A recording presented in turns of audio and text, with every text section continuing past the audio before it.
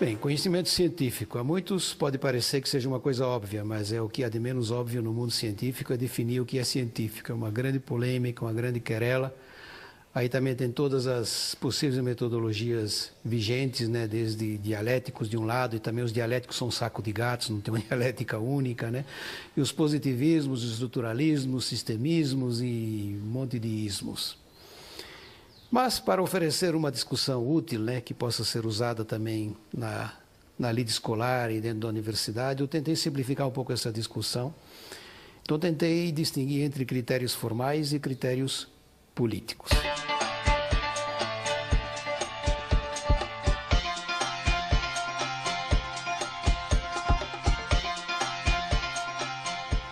Então, os critérios formais pegam essa ideia clássica, tradicional, desde Aristóteles, passando pela Idade Média até hoje, de que o discurso científico é um discurso formalizado, um discurso matematizado, um discurso ordenado, ou como diz muito bem o Foucault, ficou quase um provérbio, a ordem do discurso. Mas o problema é que o discurso é ordenado e tem por obrigação captar uma realidade que não é ordenada.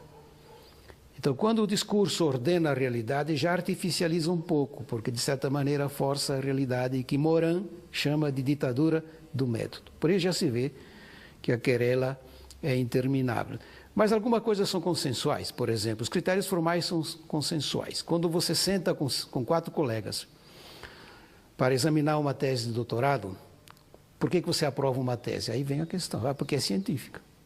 Como que é científica? Então, os critérios formais são aqueles mais usuais, que é coerência, consistência, sistemático, ter alguma originalidade, objetivante, quer dizer, não objetiva, porque isso muita gente não acredita, eu não acredito em objetividade. Mas você tem que ter, pelo menos, a intenção de captar a realidade e não de querer deturpá-la.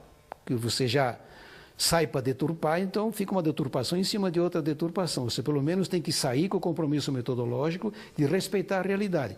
Claro que dentro da autorreferência, da interpretação, eu interpreto a realidade como eu a vejo, não há outra maneira de interpretar. Mas eu posso comunicar isso aos outros, posso submeter a crítica dos outros, então você pode ter uma certa aproximação interessante aí. Então isso é o mais usual. O que pode chamar atenção nessa discussão são os critérios políticos. Que uma vez, por exemplo, eu achava que eram externos, uma vez eu dizia eram critérios externos, hoje eu não digo mais. Eu acho que são critérios internos também, porque eu gostaria de entender o conhecimento também como um fenômeno político. Eu acho que o conhecimento é uma grande fonte de poder, tem uma tradição imensa nesse tipo de coisa, tem muitas narrativas importantes em torno disso, por exemplo, uma bem conhecida aqui no Brasil, que é um país católico, predominantemente católico, é o relato do Gênesis, né? O pecado de Adão e Eva, que no imaginário popular é um problema de sexo, não tem nada disso, né? Adão e Eva pecaram porque comeram da árvore do conhecimento. Então, aquele relato sendo lido por essa visão é assim, uma coisa super interessante, surpreendente, né? Segundo o relato lá, Deus tinha um paraíso com árvores frutíferas, no meio tinha uma especial e dessa ele proibiu que Adão e Eva comessem. Aí veio a serpente e disse, deve comer dessa. Porque se vocês comerem dessa árvore, os olhos vão se abrir e vocês serão como deuses. Quer dizer, o pecado não foi de sexo, foi de soberba. Quer dizer, o conhecimento é uma centelha divina no ser humano. E por essa centelha divina é a criatura que se volta contra o Criador. E isso se tornou um ícone poderosíssimo na nossa história. Tomando então Paulo Freire, por exemplo, a pedagogia do oprimido. Como é que o oprimido se volta contra o opressor? Se tiver conhecimento, se souber pensar, se tiver essa visão crítica. Como é que o escravo se volta contra o senhor? Se souber pensar. Como é que o empregado critica o patrão? Se souber pensar. Então aí claro que não tem só a questão técnica do conhecer, formal do conhecer, é que tem um jogo de poder imenso. Então, eu acho que o poder não vem de fora e subrepticiamente entra na casa do conhecimento, não, ele já mora lá dentro. Eu acho que o conhecimento já é, naturalmente, uma dinâmica do poder. Podia também fazer outra argumentação. Geralmente nós temos medo de quem sabe pensar. O conhecimento sempre está cercado de controle. Então a Inquisição, na verdade, nem chama tanto atenção, porque a Inquisição é em todo lugar. Se você olhar bem hoje na universidade, né, você só pode fazer tese de mestrado e doutorado sob Inquisição. Tem que ter um orientador, e quem decide é o orientador, não é você. que decida. O conhecimento é tão importante que não pode andar por aí, não pode ser popular também, né? É por isso também que depois do doutorado já inventaram o pós-doutorado, e quando tiver muito pós-doutor inventam mais coisa, que é a catedral que o conhecimento faz também como poder. Então eu estava dizendo, né? É fácil de lidar com um pobre com fome, difícil lidar com um pobre que sabe pensar, porque aí ele já quer seus direitos, ele se acha igual, ele começa a conversar, ele também quer fazer a sua ideologia, quer fazer a sua proposta e tal, né? E talvez isso explique um pouco hoje a controvérsia que existe em torno do Bolsa Família. A gente acha que o Bolsa Família resolve uma coisa importante, que é comer. Mas não resolve outra coisa importante, que é tirar o pobre da pobreza. Porque para tirar o pobre da pobreza, ele precisa ir além de só comer. Ele tem que tomar iniciativa, tem que se organizar, tem que pressionar. E aí precisa conhecimento. Então, conhecimento é uma referência importantíssima na história da humanidade, que hoje retorna com uma força incrível na tal sociedade do conhecimento. Essa é a grande moeda de troca, para falar uma linguagem escrachada neoliberal, é conhecimento. Então virou todos esses capitais, capital intelectual, capital do conhecimento, capital cultural e tantas coisas, né? Mas que sempre colocam na berlinda essa importância que o conhecimento tem na história da humanidade. Bastaria também falar das universidades, que as universidades são as nossas catedrais do conhecimento, que surgiram há 800 anos atrás, né, e sempre estiveram a serviço desta causa, né, superar o argumento de autoridade, colocar tudo a serviço da autoridade do argumento. Quer dizer, a pesquisa como comandante das coisas também se passou para o outro lado, né? Aí derrubamos todas as autoridades, né? A igreja, a teologia, a filosofia, a alquimia e por aí afora, mas nos tornamos autoridade também indiscutível. Aí muita gente então vai dizer que a nova igreja, de certa maneira no Ocidente, né, é a universidade, é a ciência, né? Claro, então, que a gente teve um gesto importante de fazer uma crítica, que mudou muito, que introduziu uma nova história, mas não foi autocrítica, que é uma coisa hoje muito batida no pós-modernismo. Toda crítica só é crítica se for antes autocrítica. Lembra quem? Sócrates. É impressionante, né? Todo esse gesto de crítica, de formação crítica, vai e volta, chega a Sócrates, né? O conhecimento só é um bom conhecimento se souber primeiro dos limites do conhecimento. Então esse foi o fundamento da epistemologia ocidental, que sempre usou a epistemologia como referência de crítica ao conhecimento. O conhecimento é tanto mais profundo quanto mais ele sabe se criticar, se questionar. Então, o gesto principal do conhecimento sempre é o questionamento. Não é afirmar, confirmar. Isso é fácil. Difícil é questionar, desconstruir, reconstruir. E reconstruindo sabendo que em seguida vai ser desconstruído. Então, os critérios políticos, que é aí que nós estávamos na discussão, também são muito importantes, né? Por exemplo, bastaria olhar para a questão do argumento de autoridade, que não é argumento, mas é muito usado. Quer dizer, olhando também a obra do Kuhn, a estrutura das revoluções científicas, em que ele montou essa ideia do paradigma, né? Quer dizer, toda a escola vira um paradigma. O que quer dizer isso? Vira dominante. Aí tem vaca sagrada, que não são discutidas. A escola começa a ficar medíocre, porque um cita o outro cita um e não sai mais daí. Então tem que quebrar, tem que refazer de novo. Então vê como tem um jogo de poder aí também. Então nunca a ciência é apenas um jogo lógico. Muitos vão falar também de multicultural. A Sandra Harding, nos Estados Unidos, tem uma obra muito interessante, tentando mostrar que o conhecimento é multicultural. Existem muitas maneiras de conhecer, não é só a eurocêntrica, e também se agride muito a ideia dos universais, porque quando você adota as ideias dos universais, você, de certa maneira, empurra a convicção de que o modo de fazer ciência que nós temos aqui no Ocidente, europeizado, é o único, e que os outros mundos não têm ciência. Então, Boaventura dos Santos tem uma obra muito interessante para mostrar que existem outras culturas, outros saberes. Ele fez um grande apanhado dos saberes africanos, por exemplo, que não tem a estruturação científica que nós temos, não são formalizados como nós temos, não são matematizados como a gente gosta, mas tem uma profunda comprovação em experiência e talvez até em grande parte também em lógica. Mas para nós aqui é difícil tirar essa ideia de que o nosso conhecimento é de pedra, nele não se mexe, ele é sagrado. E é uma coisa esquisita, né? Porque ele veio do questionamento, mas não quer mais ser questionado.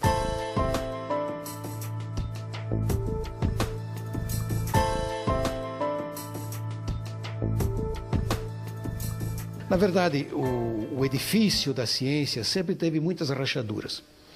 E mesmo no empirismo, no positivismo, teve rachaduras impressionantes. A mais conhecida é de Hume, né? que achava que as aparências empíricas nunca traduzem a verdade, né? E que depois o Popper colocou como o critério da falibilidade. Então ele tem uma proposta que acho que valeria a pena tratar um pouquinho, né? Ele, segundo a ideia dele, né, a indução, que é o método que vem da experiência, de testar as coisas concretamente antes de generalizar, né? A indução não vale, por duas razões. Primeiro, porque você não pode nunca coletar todos os casos empíricos que podem cair debaixo daquela generalização. Por exemplo, dizer que todos os cisnes são brancos, você não pode dizer porque você não consegue ver todos os cisnes brancos que existiram ontem, que existem hoje, e garantir que não vai existir amanhã nenhum que seja branco. Então, é uma regressão infinita que ele dizia. E outro argumento que ele tinha é que a indução nasce não indutivamente, nasce como um princípio metodológico, ou seja, dedutivamente. Então, é um aborto. Então ele dizia assim, nenhum dado empírico comprova qualquer coisa, que vai contra, por exemplo, essa tradição que é muito comum nossa, nos Estados Unidos, então é uma epidemia, né, das tais evidências empíricas. Popper foi um positivista que não acreditava em evidências empíricas. E ele criou então a ideia da falibilidade das teorias. As teorias valem se forem falíveis, ou seja, se estiverem abertas a serem questionadas. Sendo questionadas e não sendo derrubadas, elas continuam valendo provisoriamente. Então é um positivismo muito sui generis, né? Porque sai daquela ideia de segurança, de conhecimento final e tal, que geralmente está nos positivistas, né? Que é o chamado paradigma moderno. Então ele, de certa maneira, já tinha uma certa ideia do que nós chamamos hoje de paradigma pós-moderno, de que as verdades são relativas. Isso foi um grande problema para o mundo científico, dizer que a verdade é relativa, como dizem os lógicos difusos, cinza é a cor da verdade. Não é nem preto, nem branco. E alguns dizem ainda, na linha reta, sempre foi uma ideia de ditador. A ciência não conhece linha reta. A natureza não tem nenhuma linha reta. Nós é que inventamos a linha reta para impor coisas aos outros. Para o ditador, sim. Ou você é contra ou você é a favor. Não tem nada aí no meio. Mas isso é uma questão de ditadura, dizem eles, inclusive, né? Então, eu acho que a proposta pós-moderna hoje veio instabilizar essas seguranças, essas certezas, essas infalibilidades, essas coisas indiscutíveis.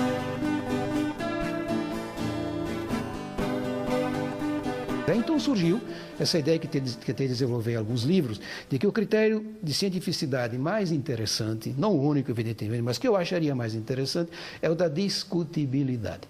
O que quer dizer isso? Um discurso só é científico se for discutível, então primeiro plano. Só o que é discutível pode ser discutido. O que é indiscutível é dogma, então não tem nada a ver com ciência. Então toda teoria só continua como teoria interessante se for discutível, desconstruível, se a gente pode refazer, pode retomar, e que é a história de todas as boas teorias. Por exemplo, Piaget revive, mas revive, não vive mais. Ele revive em outras pessoas que reconstroem, refazem a sua teoria, inclusive com grandes virtudes. Ou como Marx, talvez o exemplo mais conhecido. Quer dizer, Marx tem sempre uma sobrevida impressionante de gente que vai lá, recoloca, mas então tem que reconstruir, tem que refazer, tem que rediscutir Marx, não o Marx como era no tempo dele, entendeu, né? Em segundo lugar, ser discutível significa que o material principal da proposta teórica tem que ser um argumento aberto. Quer dizer, o questionamento tem que ser autoquestionamento. Você não pode colocar nada definitivo, ou você tem que saber fundamentar sem procurar um fundo último. Até produzi esse ano um livrinho com esse título, Fundamento sem Fundo. Porque este é o fundamento que a ciência oferece. E isso decorre, então, decorre daí a validade relativa, que Habermas coloca assim, verdade é uma pretensão de validade. Pretensão. Não é válido definitivamente. Por que não é válido definitivamente? Porque na história e na natureza conhecida, nada é válido definitivamente. Então temos que distinguir aí duas coisas. A forma pode ser válida. Por exemplo, 2 e mais 2 são 4, imagino eu aqui na Lua, ou em outro lugar que tenha alguma vida. Posso imaginar, não garanto, mas imagino. Mas a existência não. A existência é intrinsecamente falível, provisória. O ser humano pode acabar e a vida continua. Então nós temos que nos livrar um pouco dessa pretensão das validades totais.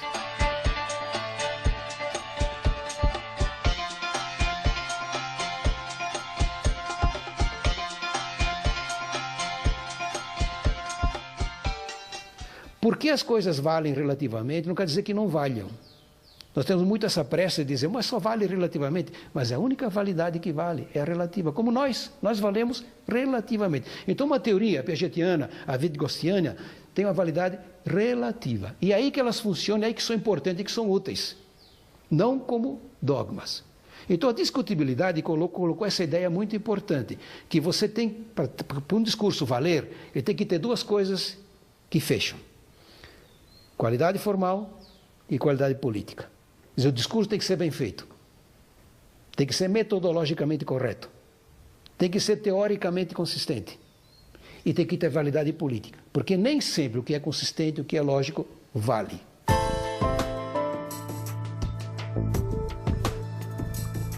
Por que o charme dessa dialética? A dialética tem um charme que eu acho que merece, de certa maneira. Em parte porque ela sempre tentou mostrar que o fundamental da realidade é a dinâmica. A dinâmica como constante, e não a fixidez. Que é a visão clássica até mesmo da evolução, que é uma dinâmica, na verdade, mas é uma dinâmica que eles acham que é matemática. E, no fundo, a ideia da dialética é que toda dinâmica que é dinâmica não pode ser matemática. Ela tem que ter saltos.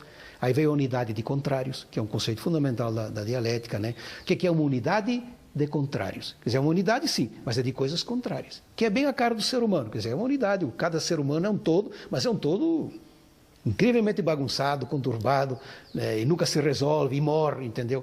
Então a dialética colocou muito isso. E a dialética teve uma grande sorte, porque o Marx pediu para o Engels para escrever um livro sobre dialética. E ele escreveu Dialética da Natureza. Porque para Marx, não só a economia, a história é um fenômeno dialético, a natureza é um fenômeno dialético. Mas por uma razão um pouco estudada, digamos assim, a escola de Frankfurt rejeitou a ideia. A escola de Frankfurt assumiu a dialética como valendo só para a sociedade. Aí veio um tal de Prigogine, um químico matemático que foi prêmio Nobel, e restaurou a dialética da natureza. Naquele livro dele, A Nova Aliança, que ele escreveu com a Stengers, ele dedica umas 5 páginas ao Engels, dizendo do acerto daquele livro. Aí vem essa história então da flecha do tempo, das estruturas dissipativas, das dinâmicas desencontradas, restaurou um pouco a ideia da unidade de contrários, né? E que hoje é um charme. Se você pega todas essas pesquisas físicas da emergência e tal, de que de uma coisa simples surge uma coisa complexa, ou então que a massa cinzenta produz pensamento, como se diz, a matéria se torna imaginação. Quer dizer, aí tem dinâmicas, tem níveis de dinâmica, tem desencontros de dinâmicas, tem coisas depois que são muito mais do que tinha antes. Isso que eles querem dizer que é dialética. Porque a dialética daria a ideia de uma natureza produtiva. Natureza não se repete, não é uma rotina. É um encadeamento de saltos, as bifurcações, os rizomas e por aí afora. Então, acho que isso enriqueceu muito o debate, né? Acho que traz uma nova visão das coisas, que é muito importante para o mundo virtual, que tem essa cara. O mundo virtual é fluido, é desconstruído, é fugaz, não dura nada, né? Uma das coisas que mais impressiona no mundo virtual é que nada dura. E nós temos a tradição do livro, né, que dura, que guarda, o manuscrito de 1000 anos, não sei das quantas, e até uma grande pergunta, onde é que nós vamos guardar essa coisa virtual? Vai guardar como? Vai ter um pendrive aí do tamanho não sei das quantas para guardar tudo isso, ou vai se perder tudo isso? É uma pergunta interessante. Então a dialética eu acho que refrescou muito essas ideias, embora haja também muitas dialéticas. É um grande erro imaginar que só tem a dialética marxista, né? Tem a dialética também de várias fases de Marx. Tem dialéticas mais filosóficas, menos filosóficas, tem a dialética da natureza do Prigogine, então acho que não é unitário. Mas há um certo consenso que poderia gerar em torno do conceito de unidade de contrários.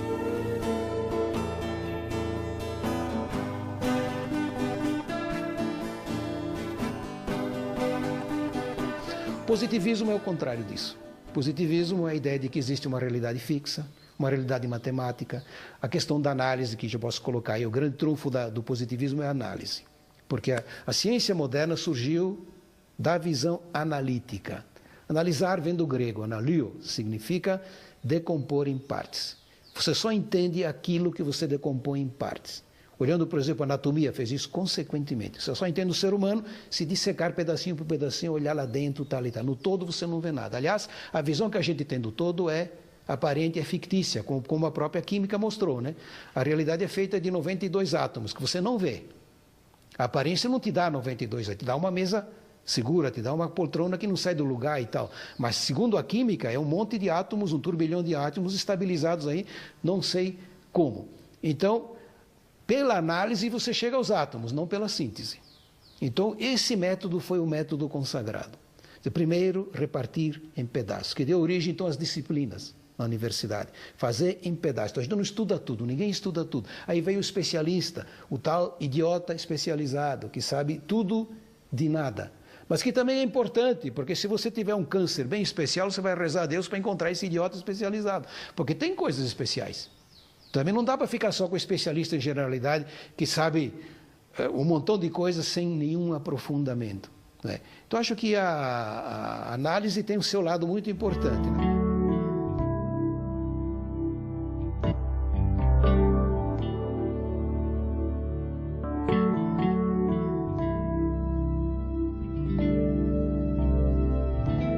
O estruturalismo foi mais consolidado pelo Lévi-Strauss, que é um velhinho de quase 100 anos, né, que andou muito pelo Brasil também, estudou os mitos indígenas. E a ideia dele é também ligada ao positivismo, ao formalismo, de que todo o discurso humano tem regras internas. Assim como se diz, de toda a linguagem tem uma gramática. Você escutando o chinês falar, parece que esse é o caos, né? Porque a gente não entende nada, mas atrás daquele caos tem uma gramática. De toda a linguagem existe uma gramática. Assim como existe um genoma, assim como existe um código digital. Quer dizer, em toda dinâmica existem coisas que se repetem. O problema da ciência é que quando ela estuda a dinâmica com este olhar, ela não estuda a dinâmica, estuda o que se repete na dinâmica, ou seja, o que não é dinâmico na dinâmica.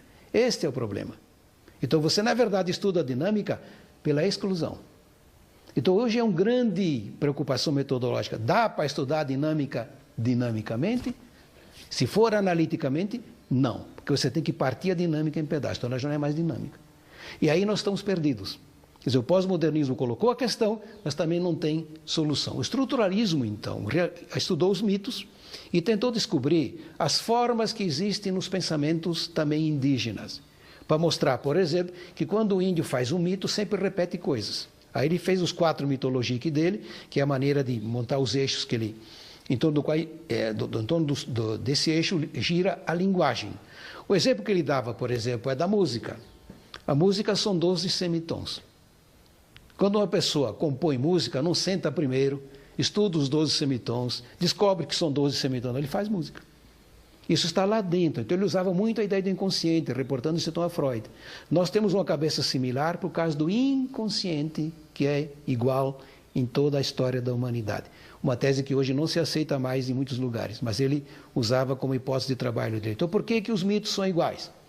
Iguais não, semelhantes, vamos dizer assim, né? Por que o mito do Alasca é semelhante ao mito Bororo?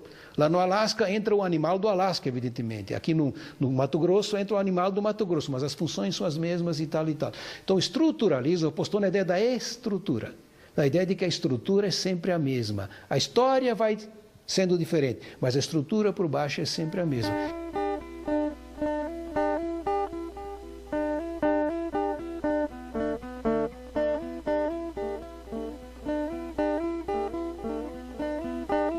O sistemismo, então a ideia de que tudo é sistema, quer dizer, todas as coisas também têm um todo, têm uma afeição de todo, quer dizer, o ser humano é feito de partes, de pedaços, né, de braço, de perna, de nariz, de orelha, mas fazem um todo. Então é a ideia de montar um todo. Existe muita polêmica aí dentro, porque alguns pegam o todo para dar a ideia de que não dá para sair do todo. Então é um todo fechado, que é, por exemplo, a história de Parson, um sociólogo importante, sistemista, né, de que pode haver mudança dentro do sistema, mas não há mudança do sistema. E hoje se batalha muito, o Morin é uma ponta de lança disso, de que existe sim mudança do sistema. Você passa para outro sistema. Por exemplo, quando não havia vida na natureza, a gente não pode garantir isso porque ninguém sabe isso concretamente, mas supondo que uma vez não houve vida e de repente houve vida. Então mudou o sistema.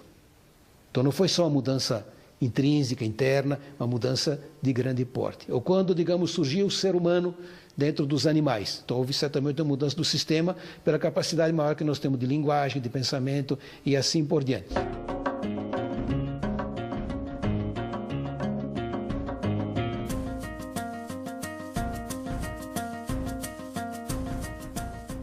Pesquisa qualitativa é um assunto que eu considero da maior importância, em parte porque aqui no Brasil é um xodó, mas tem muito abuso também.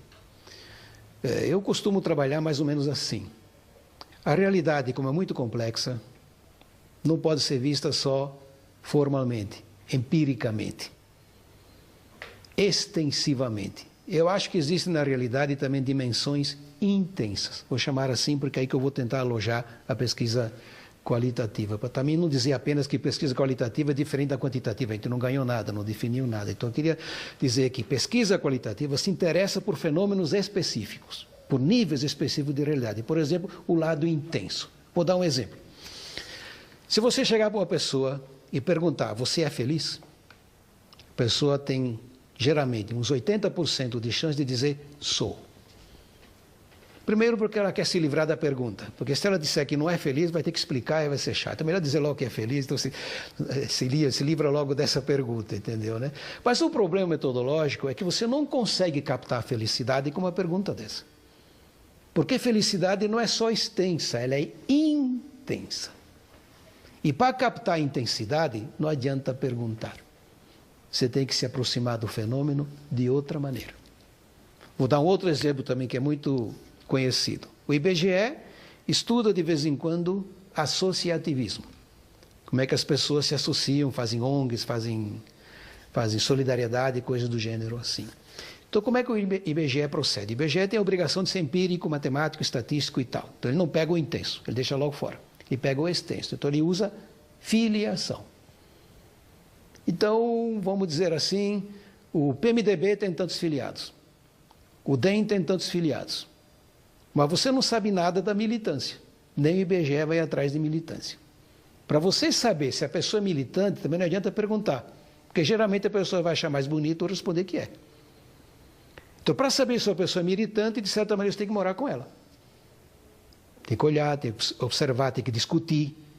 Então, aí que está, não sei se eu me faço entender bem. Existem fenômenos que eu chamo de intensos. Eles têm uma tessitura diferenciada do fenômeno meramente extenso. Não é outra realidade, são níveis de realidade. Por isso também que não adianta fazer dicotomia entre pesquisa quantitativa e qualitativa. É a mesma pesquisa, só que uma olha mais a questão intensa, outra olha a questão mais extensa. Então, pesquisa de felicidade. Os Estados Unidos estudou felicidade, lá se estudou, na década lá de 30, 40, assim, montanhas de pesquisa empírica, estatística. Não resolveu nada. Porque não é um fenômeno propriamente estatístico. Ser feliz é uma coisa muito complicada.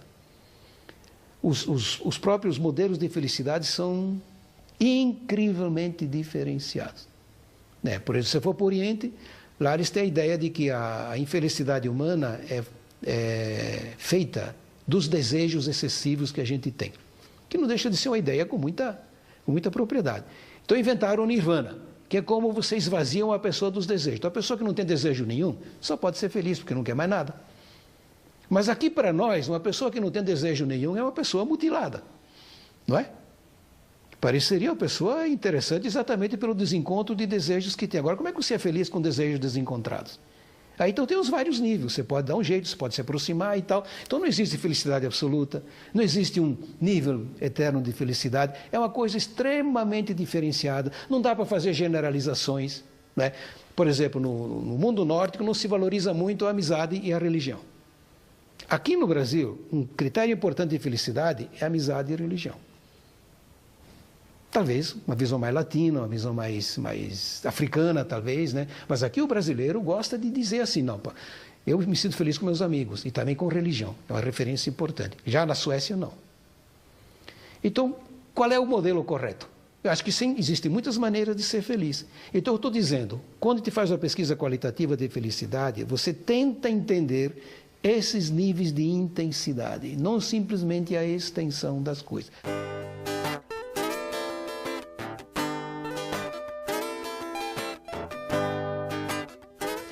Êxito tem a pesquisa quantitativa, porque ela é que está na base também da história das tecnologias. Quer dizer, você inventou um avião, não foi com pesquisa qualitativa, entendeu? Com pesquisa quantitativa, matemática e tal. Então ela está mais que comprovada. Ela tem limites, hoje é muito criticada porque ela se apossou da realidade. Então, na verdade, ela não pesquisa a realidade, ela pesquisa aquilo que cabe no método. O que Morin chama de ditadura da realidade, quer dizer, é muito seletiva. E a pesquisa qualitativa não conseguiu esse êxito porque também não se encaixou bem em toda essa tradição. Também não era essa a ideia, era exatamente sair dessa tradição. Mas para você montar uma tradição nova, ela também tem que ter a devida consistência, e nem sempre nós conseguimos isso.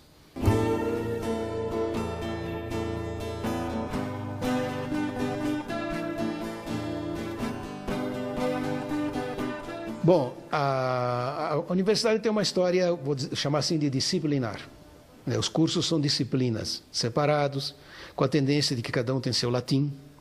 Então você não entende a linguagem dos outros, e também o pessoal capricha na linguagem diferente para poder não ser entendido, entendeu? Então isso foi saturando. Aí você vai para um departamento de matemática, só tem matemático. Você vai para um departamento de engenharia, só tem engenheiro. E alguns já se abriram um pouco, então de repente você vai para a educação, lá tem um sociólogo, lá tem um psicólogo e tal, não tem só pedagogo e tal, ou você vai para o serviço social, tem uma certa hibridez, mas normalmente não é assim, os cursos são estanques. E hoje um reconhecimento comum de que a realidade não é disciplinar.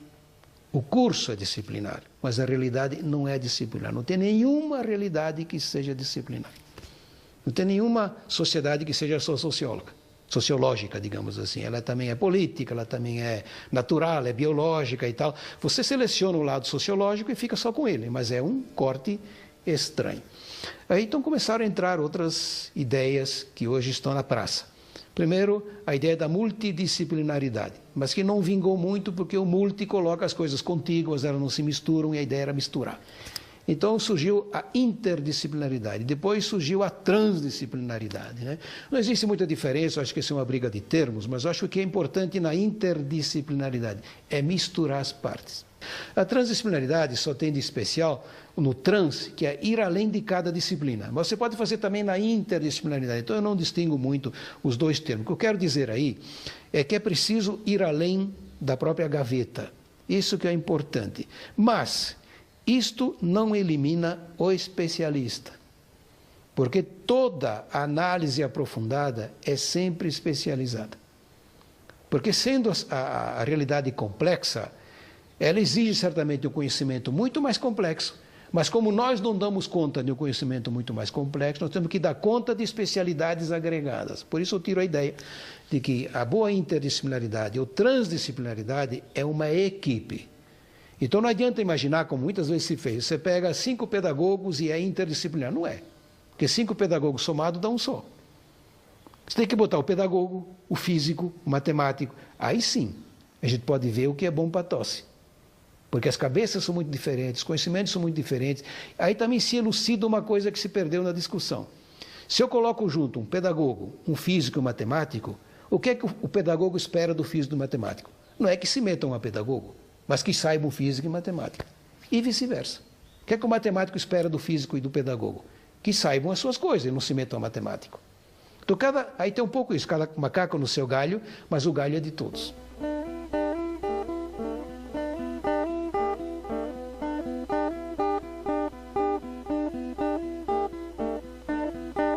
Um texto científico, que é uma pergunta que os alunos sempre fazem, como é que é um texto, como é que eu sei que é científico, como é que é bom, entendeu? Como é o texto que o professor gosta de ler e tal. Bem, primeiro eu quero dizer que não tem regras fatais, como muitas vezes se vê nesses textos que trabalham a forma do texto. Quantas linhas tem que ter a página, qual é o espaço da esquerda, o espaço da direita. Eu, para ser franco, nunca me interessei por isso. Eu acho que o texto tem que ser criativo, tem que ser interessante. Por mim pode começar até com vírgula, terminar com ponto e vírgula, eu não tenho nenhum problema quanto a isso. Eu me ligo muito mais em como é que ele produz uma coisa que chama atenção, que mostre que ele entendeu o assunto, que ele sabe pesquisar, sabe elaborar, isso que é o charme da coisa. E para isso se podem colocar algumas formalizações que são úteis como apoio, mas não como receitas prontas. Então eu acho assim. Um texto científico, ele começa com uma introdução, que é pequena. Então, eu não acho que 10 páginas sejam introdução. 10 páginas são um capítulo. Introdução, para mim, tem que ter 3 coisas fundamentais. Primeiro, definir o tema. Dizer, nesse texto eu vou tratar disso, disso, disso. Segundo, qual é a hipótese de trabalho? Onde que eu quero chegar? O que é que eu quero mostrar? Qual é o problema que eu quero desvendar aqui? Por exemplo, se eu estou escrevendo um texto sobre aprendizagem, só aprender bem, a minha hipótese de trabalho pode ser assim: aprender bem é uma dinâmica reconstrutiva. Isso que eu quero mostrar, que quem aprende bem tem que reconstruir o que faz. Em terceiro lugar, tem que dizer do que consta o texto todo, que é geralmente um pedaço que a gente faz no fim, os capítulos tal e tal e tal. Bem, isso é a introdução. Primeira grande parte, a fundamentação teórica. Você precisa montar a plataforma teórica que te dá chance de explicar as coisas, não só descrever, não só ajuntar. Aí você tem que definir os conceitos básicos, as categorias básicas, as teorias que você quer aproveitar e, sobretudo, a tua montagem teórica. Então, esta parte não precisa ser um capítulo, pode ser 2, 3 ou 4, dependendo do tamanhão que você vai dar ao texto finalmente. Se for um livro, por exemplo, vai ter talvez mais capítulos. Se for um texto para publicar numa revista, talvez tenha um capítulo só. Mas você vai dar a tua versão teórica que você vai usar para montar a tua hipótese. Quer dizer, você vai explicar a tua hipótese, vai dar corpo de tratamento acadêmico à tua hipótese através de tais e tais e tais teorias, que aí então já tem uma grande criatividade, aí significa muita leitura, confronto com autores, repassar autores ou não, entendeu? E depende da profundidade que você quer dar, a amplidão que você quer cobrir, entendeu? Mas você não escapa de uma montagem teórica. A segunda grande parte é o que eu chamo de parte metodológica, que tem 2 pedaços mais importantes. O pedaço, na verdade, mais candente, que muitas vezes as pessoas esquecem, é garantir para o leitor que você está fazendo ciência. Que eu chamaria, então, de cientificidade do seu texto. Por que você acha que aquilo que você está escrevendo é ciência? Não é só opinião, não é ajuntamento de coisa, não é qualquer oferta, entendeu? Mas é ciência. Então você tem que garantir, não precisa ser um discurso longo, precisa refundar a roda, entendeu? Você tem que dizer que aqui, por exemplo, eu trabalho na região da dialética, tal e tal dialética, acredito que as coisas científicas se põem assim, assim, assado, para dizer o meu texto se encaixa aqui. E o segundo pedaço da metodologia, da parte metodológica, é se você quiser construir dados, explicar que dados. É quantitativo, é qualitativo, a mistura dos dois, ou são dados já existentes, você vai reaproveitar e tal e tal. Geralmente as pessoas liquidam a questão metodológica com dados, mas não é bem assim, porque eu acho que a metodologia não tem referência apenas à questão dos dados. Pode ter muita outra coisa, você pode também fazer um questionamento epistemológico, você pode reaproveitar dados que estão aí. Eu acho também que pode haver uma pesquisa teórica, pode haver também uma pesquisa prática em que você vai discutir uma inserção, uma intervenção, Então, os teus dados são de outra ordem, mas não são dados propriamente empíricos. Bom, a terceira parte importante eu chamo de análise, que é mais ou menos o seguinte: se você tem uma hipótese de trabalho bem feita, agora tem uma fundamentação teórica adequada e tem uma discussão metodológica suficiente, você vai te perguntar assim: então, qual é a conclusão que eu tiro? Não é a conclusão que vem lá no fim, que é outro texto pequeno, um pedacinho pequeno. É a conclusão grande. O que é que eu vou colher? Eu chamo isso de colheita. Se você plantou uma boa hipótese, uma boa teoria, uma boa metodologia, você colhe o que daí? Então, de novo, não precisa ser um capítulo só, pode ser vários. Então, se você está pesquisando o que eu dei como exemplo antes, de que aprender bem passa por uma dinâmica reconstrutiva, então, olhando a teoria, olhando a metodologia, você vai dizer até que ponto você confirma a hipótese. Até que ponto você resolveu o problema que você prometeu resolver. Então aí eu acho que é uma parte parruda, uma parte importante, que a pessoa demonstra que evoluiu bem, que seguiu toda a promessa feita na introdução. E por fim vem a conclusão, que deve ser pequena. Conclusão é o achado fundamental, os findings, como dizem os americanos, o achado principal de todo o teu percurso. Aí também tem uma razão externa para colocar assim, porque geralmente quando as pessoas pegam um texto, digamos, de 15 páginas, o que a pessoa faz normalmente? Lê a introdução e lê a conclusão. Se você não fizer bem essas duas coisas, você não vai ser lido. Mas se você fizer bem a introdução e a conclusão, você corre o risco de ser lido.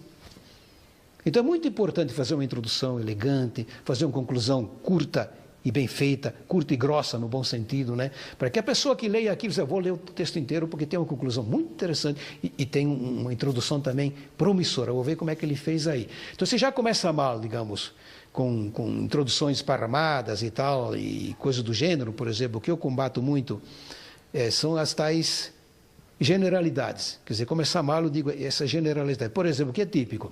Falar sobre aprendizagem é um assunto muito difícil. Ponto. Para que esta frase? Deixa fora isso não tem nada a ver. Está enchendo linguiça, está enrolando, entendeu? Na pedagogia é muito comum isso. A pessoa vai dando volta, não entra no assunto, não ataca o assunto. Eu digo assim, mata a questão, vai em cima dela, vamos ser objetivos, trate o problema, não fique dando voltas e assim por diante.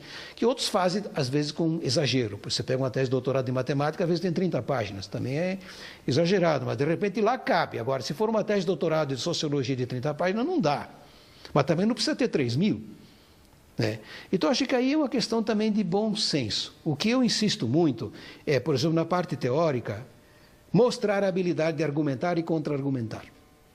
Definir bem os conceitos, as categorias, fazer uma boa polêmica, porque tudo é polêmico, na verdade, entendeu? Mas mostrar que você sabe preferir o argumento, que você anda pela autoridade do argumento, não pelo argumento de autoridade. Né? Também na metodologia, mostrar alguma originalidade, mostrar que você sabe dizer o que é ciência. Você não faz de qualquer maneira, aí de araque ou seguindo qualquer instinto, você sabe onde pisa. Isso é importante. Então, quando a gente vê um texto assim, a gente geralmente aprecia.